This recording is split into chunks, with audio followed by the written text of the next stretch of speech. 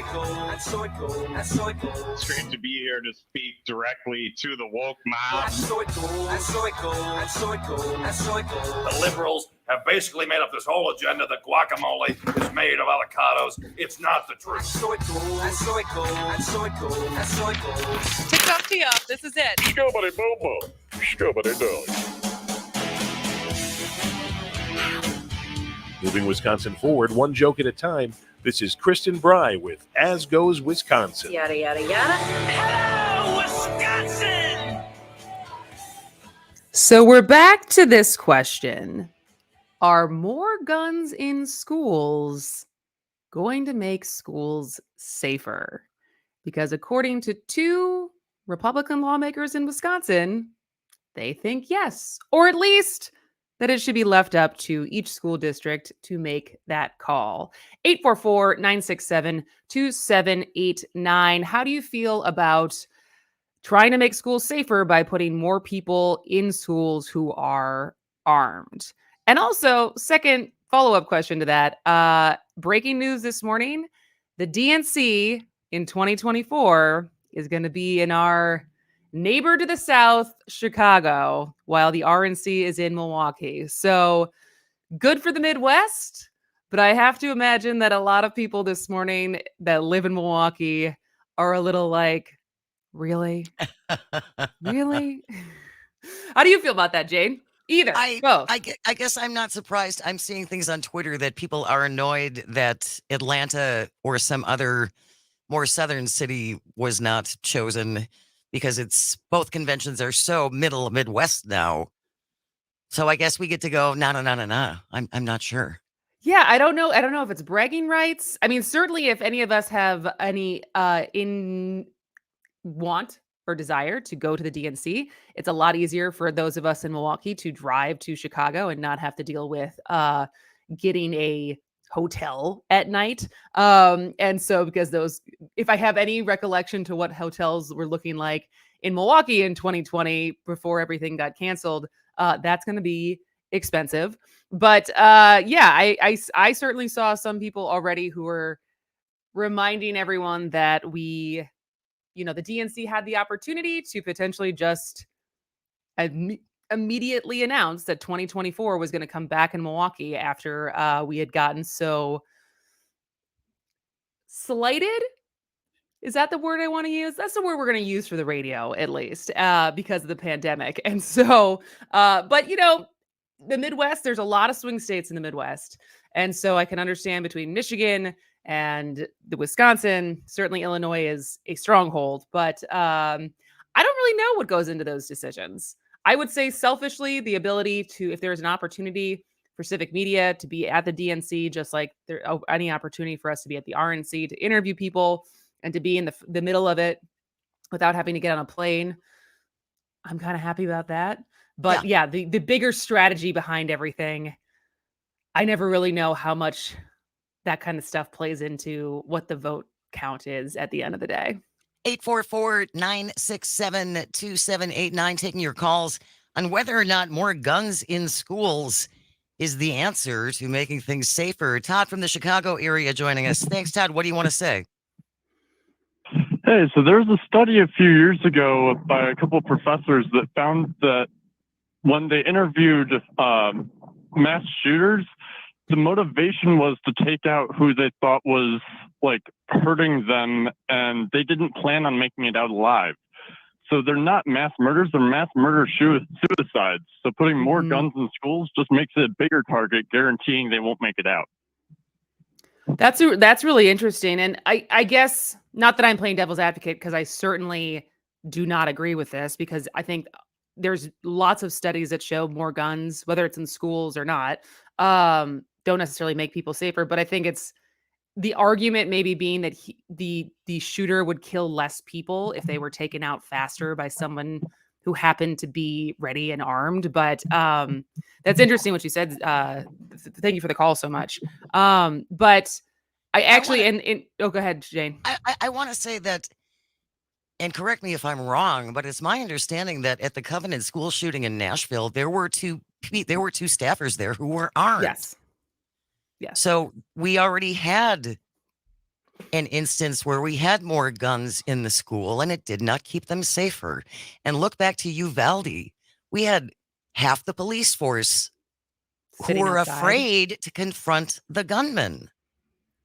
I know. And so the background here, and we're asking for your opinion, because some people do genuinely believe this, that would more guns in schools make schools safer? Because 2 Republican lawmakers are proposing to permit Wisconsin school officials to decide whether to allow employees who are licensed gun owners to carry firearms on school grounds.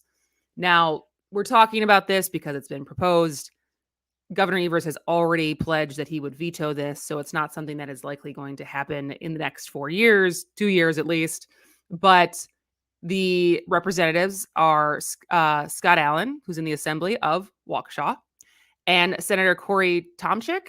Is that how you pronounce his last name? Sounds right. From Mosinee. And this was on Monday. And they released a bill that would create an exception to the state's law banning firearms on school grounds if the person holds a concealed carry license, is employed by the school, and the school board has adopted a policy that allows employees who are licensees to possess a firearm. So basically, this wouldn't be a statewide, their proposal is not a statewide allowance. It Right. is allowing school boards to then vote district by district if they would want this to happen. But additional sweetener, the proposal also waives for teachers the fees associated with obtaining a concealed carry license. Oh, really? So there's an incentive there. Oh, okay. 844-967-2789. Parents, would you feel safer sending your kids to school if the teachers were armed? 844-967-2789. I just don't. It's always interesting to me also, if you think about putting this back on teachers right in the middle of, basically saying we don't trust teachers to teach.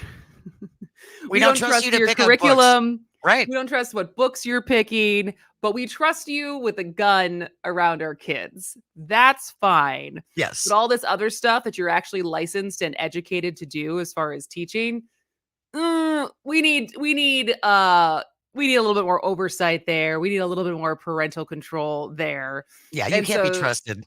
that and those mental gymnastics are always a little like, huh? What? But it's also, so there is science on this, right? We had the caller, I think it was Stephen from Chicago, who said there's a study that shows many of these school shootings are actually suicides. They have no intention on getting out. But, there is the claim that gun ownership stops crime is a common misconception in the US, and that belief drives laws that make it easy to own and keep firearms. But about 30 careful studies shows that guns are linked to more crimes, more murders, more rapes, and others. And there is far less research that shows that guns help. And I'll link this to our show notes today on asgoeswisconsin.com/listen, which is where you can always find our show notes, where we put our resources and studies and articles that we reference, sometimes the videos that we play.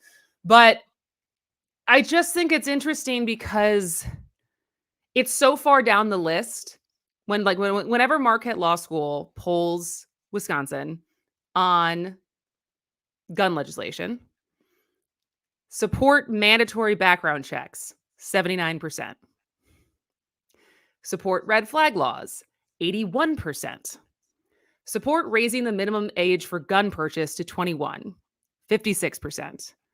Very concerned about gun violence, 56%. And so arming administration or teachers, not high on that list. 844-967-2789. Always welcome to call and or text at that same number. John from the Stevens Point area. Thanks for joining As Goes Wisconsin. John, what do you want to say? Hi there. I've been thinking about this, and you look at it either way, and with some of the things that we've been doing so far haven't been working.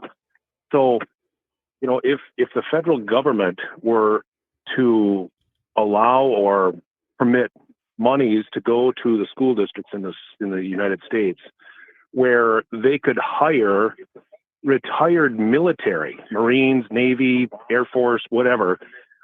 They're already trained in gun usage.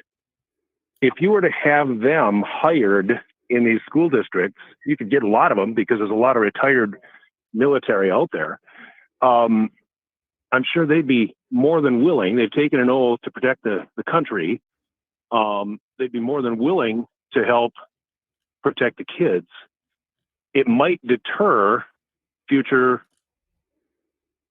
gun massacres in schools. I just a thought. It's just a thought. And, John, when you said that, where my mind went to is like, I think on the one hand, you're totally right as far as training. But I also think of how many of our veterans are dealing with PTSD and like what kind of the qualifications, I think, to be able to then be armed in schools around kids, specifically there to protect kids. And I don't know enough about veterans. I don't know enough about PTSD to know, is that a good situation or a bad situation? But just as you said that's at least where my mind went to.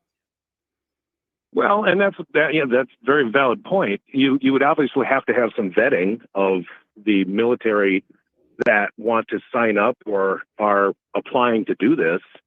And if they're showing signs of PTSD or mental fatigue or, something like that, obviously they're not going to be hired to be in the school district. But John, you have to be very careful.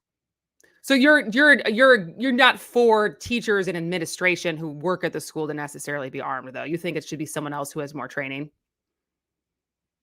Well, absolutely. And there are teachers and workers at the school that are trained in that, and that's fine. But I don't think it should fall on them to be armed and protect the kids. I think you should have a separate entity guarding the doorways of the schools.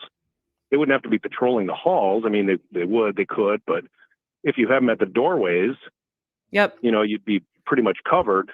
Yeah, John, we got to let you go because we got to go to a break. But thank you so much for the call, and the lines are still open. If you have thoughts on how we continue to try to protect our kids, are you for teachers carrying guns like this new bill from two lawmakers in Wisconsin are proposing? Are you against it? 844-967-2789. We will be right back.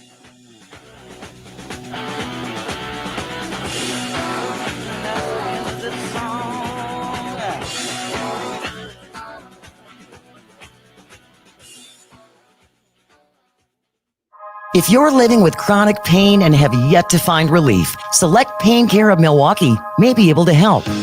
Select Pain Care specializes in helping those that have had their pain for more than 6 months and have tried 3 or more healthcare providers with minimal relief. Find out if Select Pain Care can help you. Call 414-939-5045. That's 414-939-5045. Or log on at selectpaincare.com. Hey, this is Matt from Design Garden. Remember when the internet was new? Back then, you had to leave your house to start a business. Companies used to pay programmers bags of cash to get online. Now, small businesses can get online with a Facebook business page, or Squarespace, or Google My Business, or WordPress. But which tools should you use? Can you afford to go down the wrong path? Design Garden uses modern tools to build your website the right way. Find us online at design.garden. Again, that's design.garden. You are listening to your local Civic Media radio station on air. Thank you. Did you know we are always streaming on TuneIn and the Civic Media app too? And if you miss a show or game, find it wherever you get your podcasts or on our website, civicmedia.us. It's easy to listen to your favorite local radio station anytime. Download the Civic Media app from the Apple or Google Play Store, then listen live or whenever you want from anywhere for free. Here's your updated forecast on the Shaw. A mix of clouds and sun this afternoon with a high of 76. Westerly winds 10 to 15 miles an hour.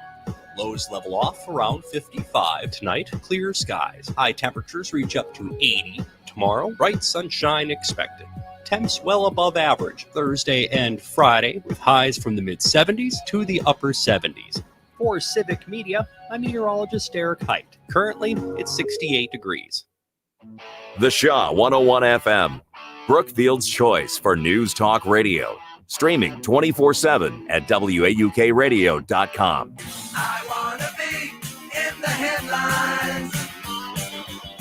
Anything to be in the headlines. Summer chance. Welcome back to As Goes Wisconsin. We are asking, are more guns in schools the answer? And not only is this topical because we are 2 weeks since the Covenant school shooting.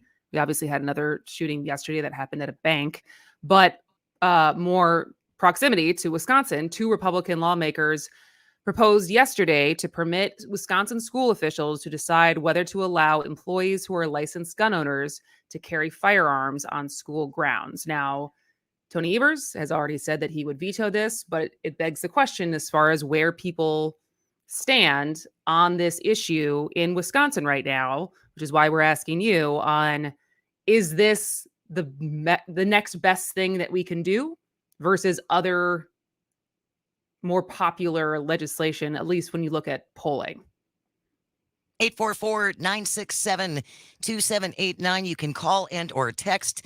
Texter from the 608. Do we have to worry about suicide by teacher? Are we going to put that burden on teachers now? Will they get a pay raise under this proposal now that we're asking them to potentially use lethal force on their students? I can't make this make sense. Yeah. Well, and we had a comment on the YouTube live stream, which you can watch. If you'd like to watch us instead of listen to us, you can always do that on Facebook, YouTube, and Twitter at As Goes Wisconsin. But Travis says, Dan Grossman's On Killing highlights how useless arming teachers would be due to the relationships that are required to be developed to be a successful teacher. And I looked that up at the break, and it's a book. I think it's actually Dave Grossman. It's called On Killing, the Psychological Cost of Learning to Kill in War and Society. Because I have to say, I don't know. You put me in a school with a gun, I don't know if I'm going to be that useful. I'm going to be totally honest. Like, one, I've shot skeet like twice. I don't know if I don't know if my instincts would necessarily be there. I don't know. Every once in a while, I'll have weird dreams where you have, like, in the dream, I need to, like, protect myself. And this is my recurring nightmare, is I can't. Like, I'll try to, like, punch to, like, defend myself, and it's just, like, a jelly arm. And so I feel like that's an indication that in a crisis, I may not be the person you want to pick on your team. Like, I don't know how I'm going to do in the zombie apocalypse. 844-967-2789. Kevin from Green Bay, thanks for joining As Goes Wisconsin. What do you want to say? Well, I think the other gentleman was pretty close on what he was saying as far as ex-military. I mean, it's real easy to track those records because I am a veteran. And, you know, when you leave the service, you get an exit interview, you get an exit physical, and all of that is listed. It's very easy to find. So hiring ex-military as far as, you know, when school starts, and, you know, somebody says Johnny so-and-so has got a gun in his locker. I think I can trust that. I really think I can. The worst case, I don't think you arm teachers. That's not the way to go. Yeah. You know, teachers are very influential in kids' lives. You can go back, and even yourself, you probably got a third grade teacher that was very nice to you and helped you in a lot of ways. You know, well, if they got a gun, that might not happen. You know what I'm saying? Yeah. Thanks a lot, Kevin. And I think that's a very viable you know, because a lot of ex-military, and this is another thing, a lot of ex-military that exit the service with good qualifying records wind up usually in the police, or a lot of them go to the Border Patrol. You don't see a lot of accidents there. Thank you, Kevin, so much for checking in from Green Bay, and thank you so much for your service. We really appreciate it. Absolutely. And it's interesting because I don't want to dismiss that.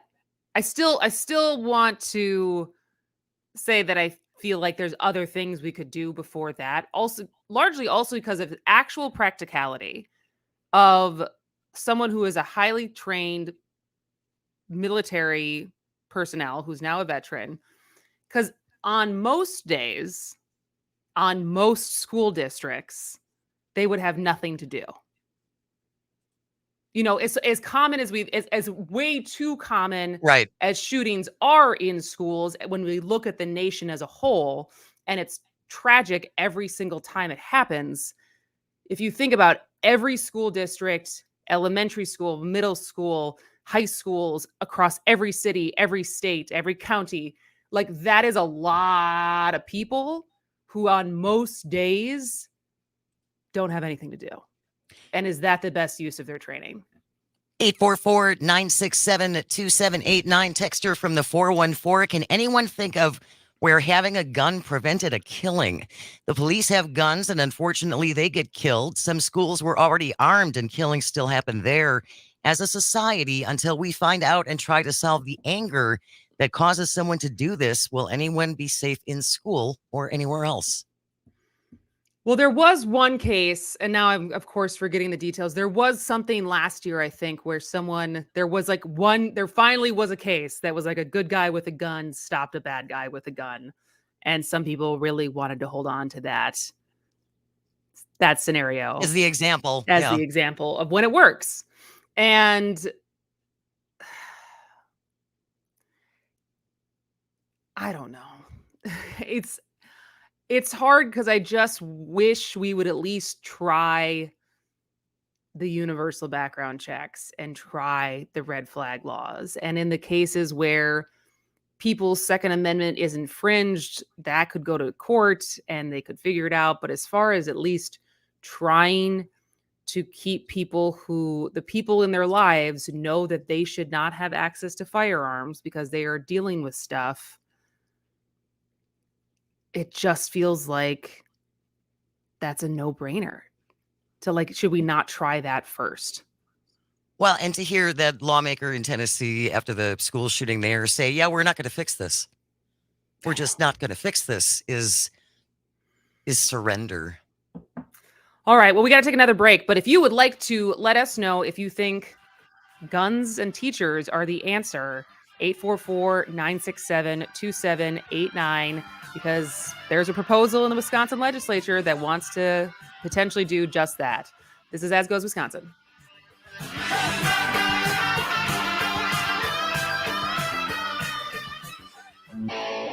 The Shaw 101 FM, WAUK 540 AM, Waukesha's only news talk station.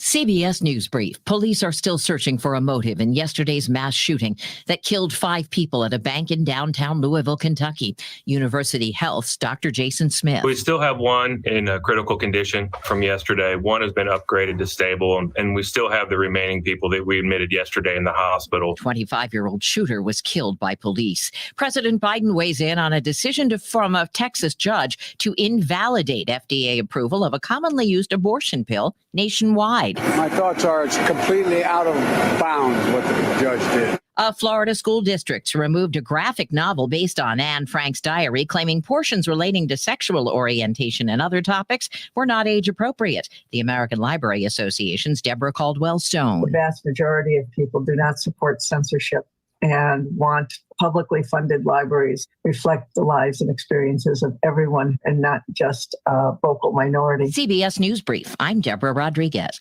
The Shaw 101 FM, your fix for progressive talk. From Big Bend to Menominee Falls. Always streaming at WAUKradio.com.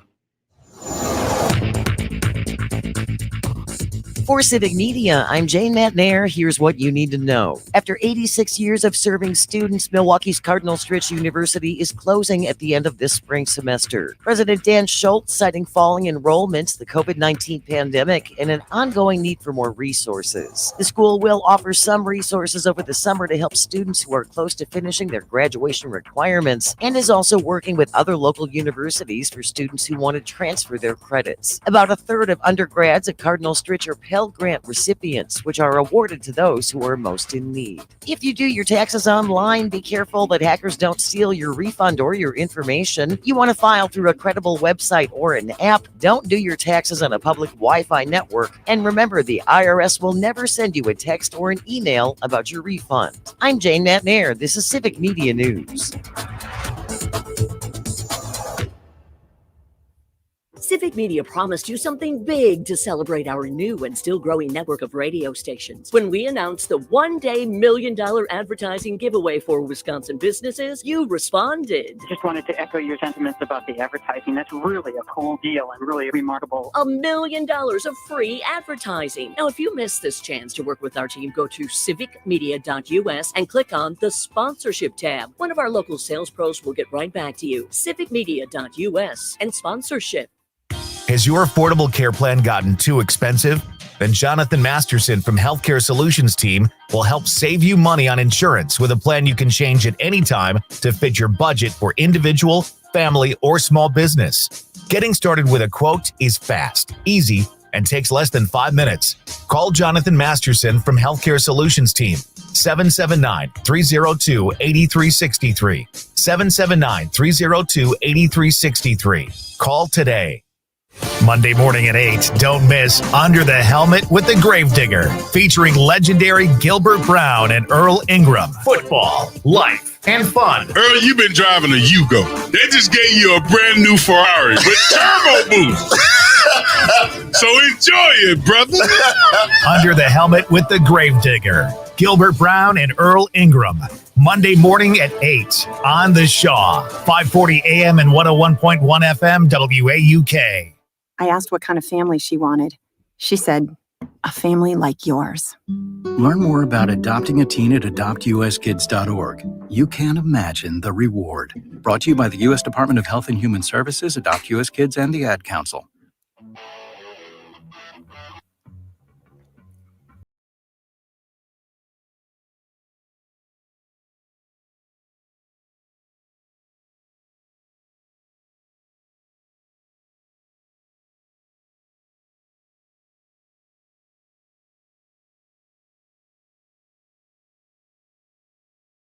Myself agreeing with Big Pharma. But in this case, I'm like, yeah, write those letters. Show your disappointment and your anger over this judge's ruling. Go Big Pharma. Yes, that would be a rarity on this program that we're cheering on Big Pharma. And you know, and I know it's more complex than that because big pharmaceutical companies are also the people who are making breakthroughs in cancer research and Alzheimer's and all of these awful diseases that people live with. And they're also the people, you know, up until very recently were gouging people for insulin. And so it is a double-edged sword as far as the good and the bad that they serve in our country. But I called this yesterday before this news actually broke. You did, which is really impressive. Clearly I'm watching a lot of news these days, but we were talking about the now limbo that mifepristone, which is one of the two drugs administered for both miscarriages when a baby needs to pass, but also for people who in the first 10 weeks are seeking to have an abortion. And it's in limbo. It's likely going to end up in the U.S. Supreme Court. Right. But as we were talking about it yesterday, it kind of came across. I was like, well, pharmaceutical companies are not going to like this because it's going to cut into their profits or their research. Because if the courts can just override the FDA's approval of drugs, that sets a bad precedent. And lo and behold, pharma industry bigwigs, not big fans of the Texas federal judge's ruling last week, invalidating the FDA's decades-old approval of the abortion medication mifepristone, which it's currently still available where it is available. It would ban its sale nationwide. But yesterday, over 300 biotech and pharma executives signed an open letter calling for the decision's reversal.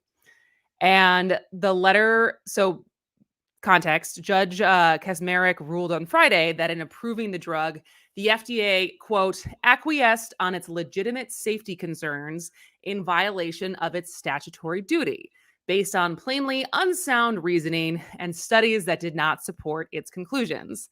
In the letter shot back that mifepristone, quote, has been proven by decades of data to be safer than Tylenol, nearly all antibiotics, and insulin. Whoops.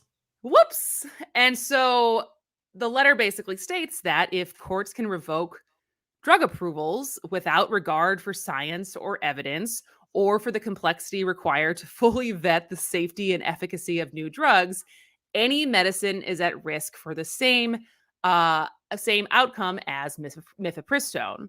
And so if the industry can't rely on FDA's approval, companies may be more reluctant to make investments in new drugs. And so they're obviously not alone, pharma execs, in seeing the potential of any drug to be unproven by the courts as not a good thing.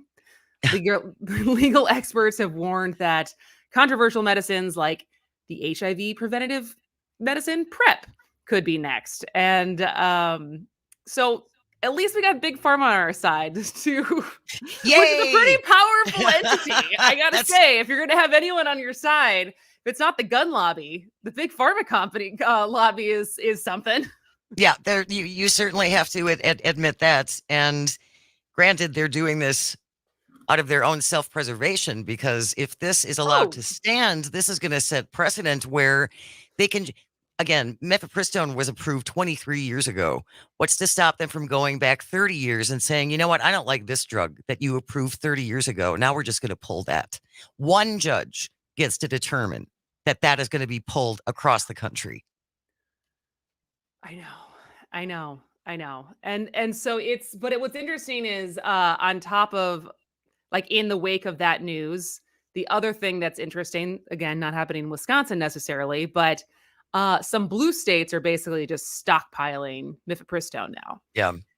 And so Governor Gavin Newsom, Democrat in California, said they're stockpiling up to 2 million pills.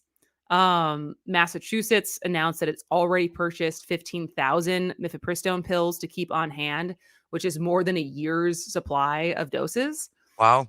And then last week, Washington State said it bought enough mifepristone for about 3 years.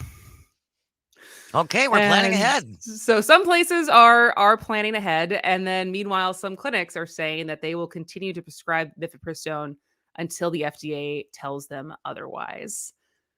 So, and I just want to make this clear for folks that a miscarriage, its technical definition is a spontaneous abortion. That's what a miscarriage is. It's a spontaneous abortion. And if the tissue does not exit a woman's body, she can get sepsis and she can die. So there are reasons that this is used in cases of miscarriages as well. And I think that can be glossed over, and it shouldn't be. Oh, it's absolutely glossed over. Right? I just, one of the, and then I want to move on, but when we did was that Thursday or Friday last week when we were talking about the GOP war room and all the postmortems that are being written? Some things are public statements. I'm sure there's a lot more private conversations happening right now in the aftermath of Dan Kelly losing last week. But one of the quotes from the Milwaukee Journal Sentinel article that quoted a bunch of different GOP operatives and elected politicians, I made the joke or the observation that there was more people quoted named Mark in that article than there were women. So maybe that's a starting point of, like, maybe get some more women in your leadership. But Glenn Grothman, who pretty notoriously, I think, whether you want to joke about it or not, but facts are facts. He lived with his mother for a very long time. He is not married, has never been married.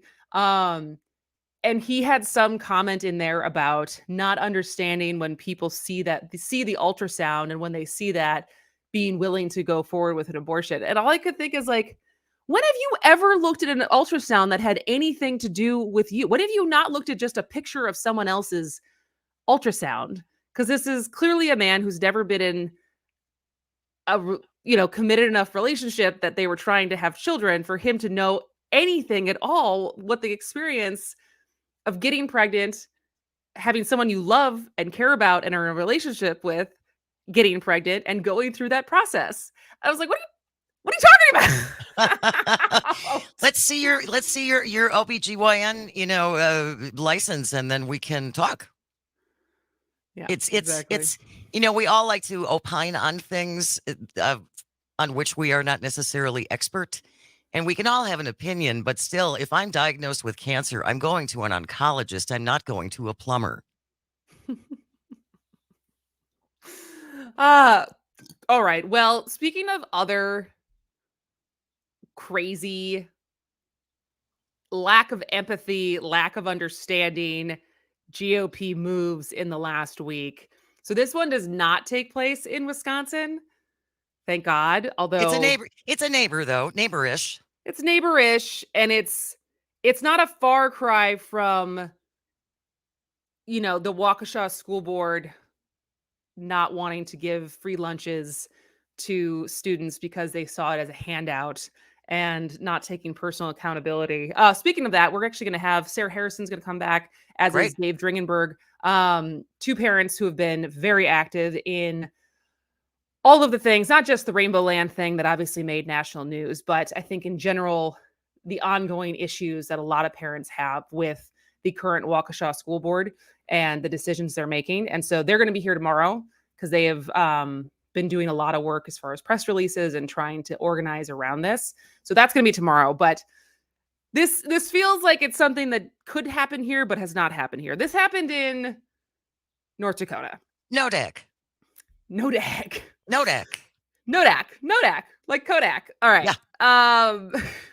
So North Dakota's Senate has passed a bill to give its members more free food after killing a proposal to boost free lunches for hungry school kids. Well, obviously, Kristen, those students are a bunch of lazy moochers. Clearly. Go work at a coal mine or something, kid. What are you doing? Just hanging around expecting food? Who do you think you are? But hardworking people who travel to go to the Capitol and vote, we need more money for our per diem. Absolutely. We are struggling. And as a lawmaker, I don't think lawmakers should be struggling to buy lunch. It's just not right. So here's more details of that case. So this happened last week on Thursday, and the GOP-led chamber voted 26-21 to let state employees collect up to $45 a day to pay for meals while traveling within North Dakota. That's $10 more than they currently get, which is $35. The bill, which would cost $1 million in taxpayer money over the next 2 years, is now heading to the desk of their governor. Who will sign it? I would imagine. I don't know. He's a Republican. Gianford, he'll sign it. Yeah.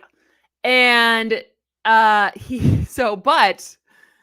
the hypocrisy lies in that less than 2 weeks ago, the Senate rejected a separate bill that would have allocated $6 million over the next 2 years to provide free school lunches to all K through 12 students living at or below 200% of the federal poverty level.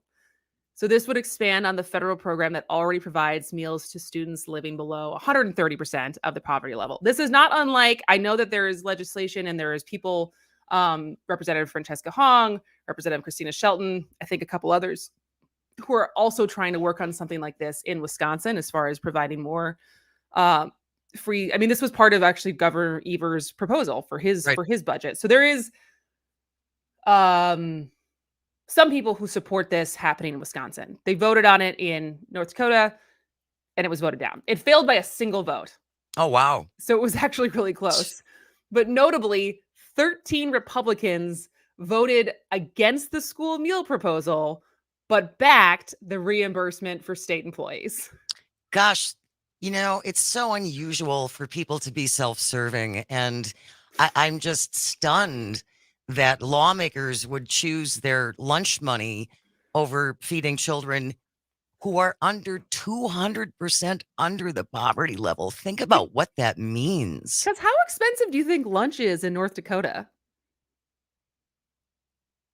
I've been away from school a long time. I know. I'm just I trying to couldn't think of tell like you. 45. I guess if you're getting breakfast, lunch, and dinner, that's maybe stretching it thin. But I mean, $45 in a day, like that's a fair amount of money. But here's just some of the quotes, which are so just navel gazing, and it's unbelievable. So, the Republican Assistant Majority Leader Jerry Klein said he couldn't see any correlation whatsoever between the two bills.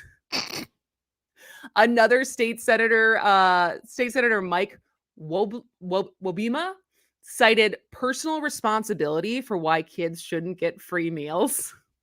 Well, what about their personal responsibility to make sure their lunch money lasts? Or to make sure that you can spend money that within $35 for your per diem. Like maybe you don't get the Seriously. extra frappuccino, Mike.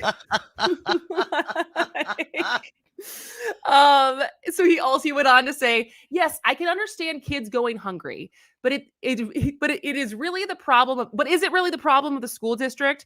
Is that the problem of the state of North Dakota? It's really the problem of parents being negligent with their kids if their kids are choosing to eat in the first place.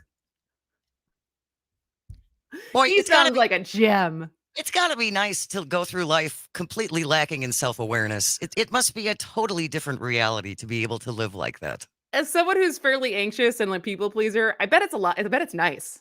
I bet it's nice just to not have to worry about what other people think and be like, well, this is what it is for me. Isn't it like this for everybody? It's my reality.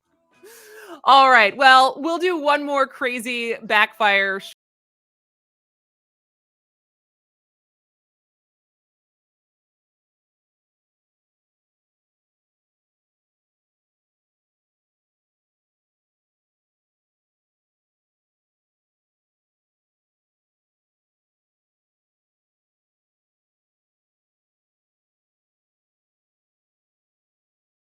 You're living with chronic pain and have yet to find relief. Select Pain Care of Milwaukee may be able to help. Select Pain Care specializes in helping those that have had their pain for more than 6 months and have tried 3 or more healthcare providers with minimal relief. Find out if Select Pain Care can help you. Call 414-939-5045. That's 414-939-5045. Or log on at selectpaincare.com. Don't you deserve a job you love? Civic Media is preserving hometown radio, broadcasting from main streets across Wisconsin, and we're hiring radio advertising sales professionals to join our rapidly growing network of local radio stations. If you have a connection to your community, prior sales experience, and want to earn an outstanding living where you and your hard work is appreciated, you should apply right now. Find more information on our website, civicmedia.us. Click on the Careers tab. Telling my girls about my Alzheimer's diagnosis was hard. But Mom's early detection gave us time to make a plan. Talk to your family about seeing a doctor. Go to alz.org/time to talk. A message from the Alzheimer's Association and the Ad Council. Stories come to life at your local parks and forests. They're places of wonder, and they're closer than you think. Make the forest part of your story today at a local park near you, or find one at discovertheforest.org. Brought to you by the United States Forest Service and the Ad Council. Here's your updated forecast on the Shaw. High temperatures reach up to 76 this afternoon under partly cloudy skies. Westerly winds 10 to 15 miles an hour. Tonight, lows level off around 55. Lots of sunshine outside again. Tomorrow, high temperatures reach up to 80. Temps well above average. Thursday and Friday, with highs from the mid-70s to the upper 70s. For Civic Media, I'm meteorologist Eric Height. Currently, it's 68 degrees. WAUK 540 AM. Franklin's choice for news talk radio. Streaming 24/7 at WAUKradio.com.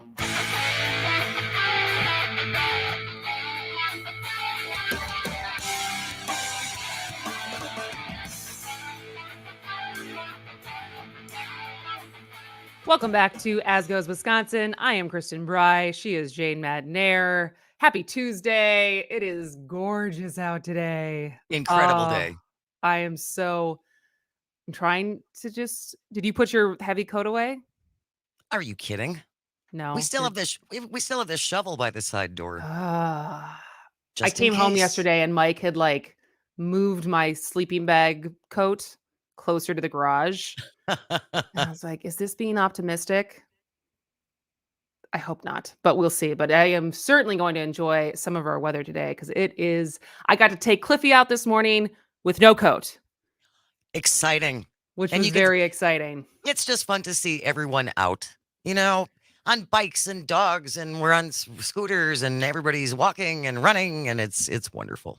It is wonderful. And also, I would say what is wonderful is how gloriously, expeditiously the Tennessee's GOP plan to expel the Tennessee 3, I guess it was the Tennessee 2 who ended up getting expelled, how just wonderfully it backfired. Oh yeah, it's a classic case. So Representative Justin Jones, it's Justin Jones and Justin Pearson, right? Are the two Right. that did get expelled, and then Gloria Johnson was up for a vote. By one vote, she did not get expelled. But we talked about this last week, the whole short-sightedness of this is that even if they get expelled, the metro councils from those districts nominate and send back an interim representative, and then they Right. do a special election. And so last week, Representative Justin Jones made a pledge just after being booted from the Tennessee Assembly, quote, "See you on Monday." And he kept his promise. He did. He did. So, Speaker Cameron Sexton and his crew apparently failed to consider in their rush to expel the Tennessee 3 that the choice of interim replacements fell to the county commissions, which in the cases of both Jones and Pearson have Democratic majorities.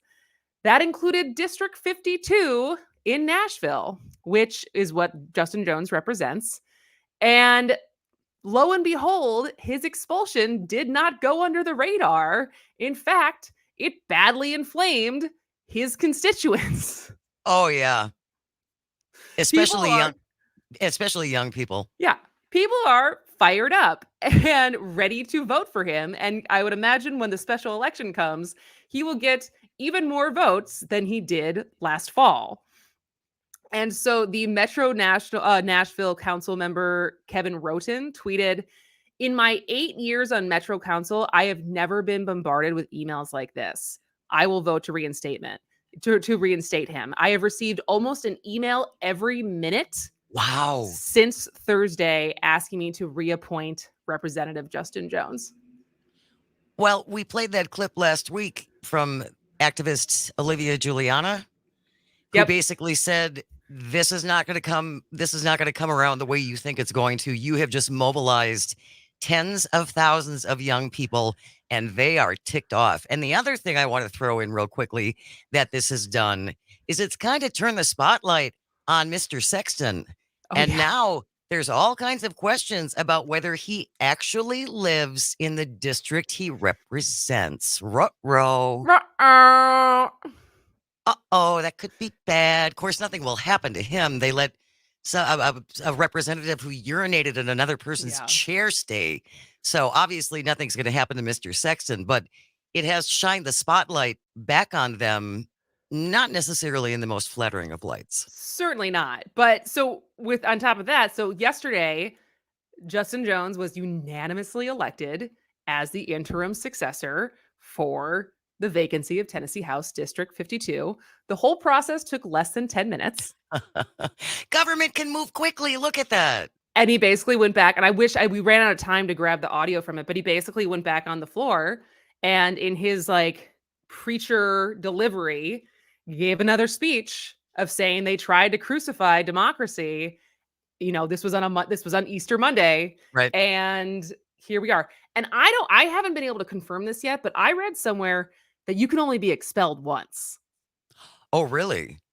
And if that is true, they are going to make the next year, 2 years almost, they're gonna make it. They're not rolling over. But I also saw some things yesterday, and I haven't had a chance to follow up on them yet, that now the legislature is considering cutting the city councils and the number of members. They're talking about like having the number of members on city councils in Nashville and Memphis and the naughty places.